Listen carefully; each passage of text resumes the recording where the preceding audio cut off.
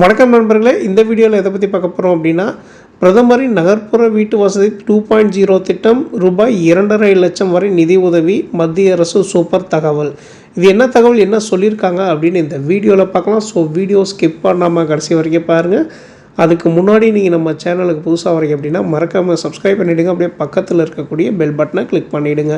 அப்போ இது போன்ற முக்கியமான தகவல் பண்ணும்போது நோட்டிஃபிகேஷனாக உடனுக்குடன் வருமாக வீடியோக்குள்ளே போகலாம். பிரதமரின் நகர்ப்புற வீட்டு வசதி திட்டம் 2.0வின் கீழ் தொலைதூர மக்களை சென்றடையும் பிரச்சாரமான அங்கீகார் 2025 தொடங்கப்பட்டுள்ளது.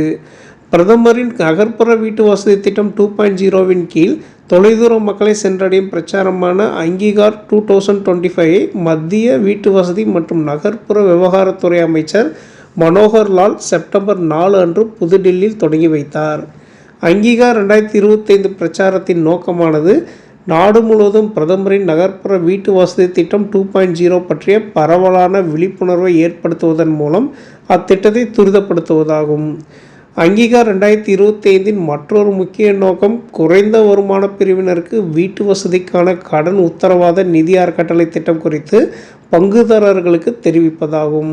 பிரதமரின் நகர்ப்புற வீட்டு வசதி திட்டத்தின் கீழ் 1,20,00,000 வீடுகள் அனுமதிக்கப்பட்டுள்ளன. அவற்றில் 94.11 லட்சம் உறுதியான வீடுகள் ஏற்கனவே முடிக்கப்பட்டு பயனாளிகளுக்கு வழங்கப்பட்டுள்ளன. அங்கீகார் 2025 பிரச்சாரம் மீதமுள்ள மற்ற வீடுகளை முடிக்க உதவும். அனைவருக்கும் வீடு என்ற குறிக்கோளுடன் இணைந்து இந்த திட்டம் புதுப்பிக்கப்பட்டு 2024 செப்டம்பரில் பிரதமரின் நகர்ப்புற வீட்டு வசதி திட்டம் 2.0 தொடங்கப்பட்டது.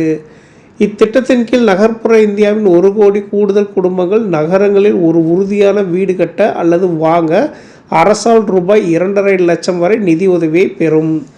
அங்கீகார் 2025 செப்டம்பர் 4 முதல் அக்டோபர் 31 வரை 2 மாத காலத்திற்கு நாட்டில் உள்ள 5000க்கும் மேற்பட்ட மக்கள் தொகை கொண்ட நகர்ப்புற உள்ளாட்சி அமைப்புகளில் நடைபெறும். நாடு முழுவதும் வீடு வீடாக சென்று விழிப்புணர்வு ஏற்படுத்தப்படும். மேலும் பிற தொடர்பு ஊடகங்கள் மற்றும் சமூக அணிதிரட்டல் மூலம் இது செயல்படுத்தப்படும்.